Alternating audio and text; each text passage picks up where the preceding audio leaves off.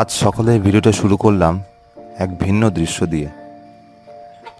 তোমরা দেখো, আমার বাড়িতে যে ইউনিটটা লাগিয়েছিলাম, ফিডিং ইউনিটটা, sponsored by Royal Canin and assisted by Hope India Charitable Trust, ওরা কি সুন্দর খাচ্ছে। শুধু এরা এ পাড়ার নয়, অন্য পাড়ার কুকুর তারা এসে খাচ্ছে, আর আর কি দারুণভাবে ওরা এটাকে এনজয় করছে। তোমরা দেখো, যখন আমি খাবার দিতে যাই সবার মনে উৎসাহ, সবাই ঘিরে ধরে পুচকুটাকে। দেখো, এরা নিজের পাড়ার কুকুর হয়ে পাত্তা পাচ্ছে না, অন্য পাড়া থেকে খেয়ে যাচ্ছে। যাই হোক, এরপরে আমরা দেখাবো খাওয়ার স্টাইলটা।